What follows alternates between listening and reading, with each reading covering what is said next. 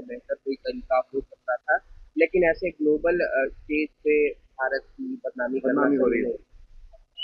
देखिए, काफ़ी शर्मनाक हरकत है और जिस तरह से कांग्रेस के पहले भी युवराज विदेश के अलग-अलग प्लेटफ़ॉर्म पर जाकर के भारत की तौहीन करने का प्रयास करते रहे और एक तरफ देश के यशस्वी प्रधानमंत्री नरेंद्र मोदी जी भारत के मान-सम्मान को बढ़ाने का काम कर रहे हैं, भारत को हर फ़ोरम पर अपलिफ्ट करने का काम कर रहे हैं और जो एआई समिट से जो पूरा ग्लोबल जो एक मैसेज बनाने का काम किया है, देने का काम किया है, उस समिट में जाकर के भारत के नाम को खराब करने का जो कांग्रेस के कार्यकर्ताओं ने काम किया है, ये इनकी ओछी मानसिकता को दर्शाता है।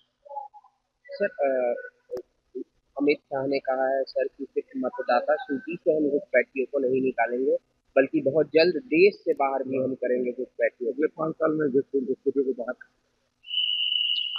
निश्चित रूप से जो हमारे देश में बाहर से आकर के घुसपैठ के रह रहे हैं और देश की सुरक्षा के लिए भी खतरा है और देश के अलग-अलग संसाधनों का भी उपयोग कर रहे हैं, तो ऐसे लोगों को निकालना ही चाहिए और हमारी सरकार निश्चित रूप से ऐसा काम करेगी और ऐसे लोगों को देश से बाहर निकालने बंगाल में सर ममता बनर्जी ने कहा है कि दूसरे राज्य के 1 करोड़ लोगों को यहाँ भाई माना जाता है, लेकिन बंगाल के लोग जब बाहर जाते हैं तो उनके साथ गैर व्यवहार किया जाता है। ऐसा क्यों हो रहा है? देश में तानाशाही का माहौल है।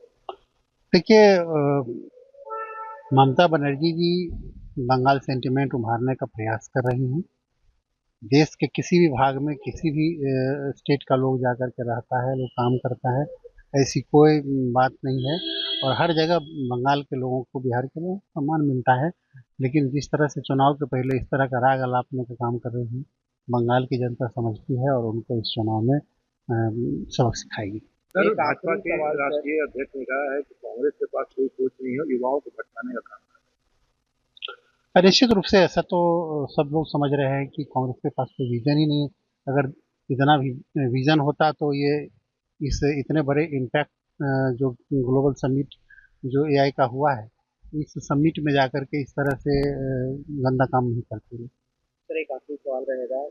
अमेरिका के उच्च न्यायालय ने फैसला लिया कि 10% से ज़्यादा टैरिफ नहीं लगा सकते। इसके बावजूद भी डोनाल्ड ट्रंप ने 15% का टैरिफ लगाया है।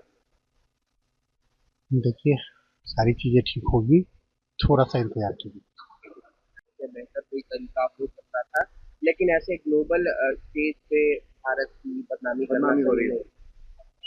देखिए, काफ़ी शर्मनाक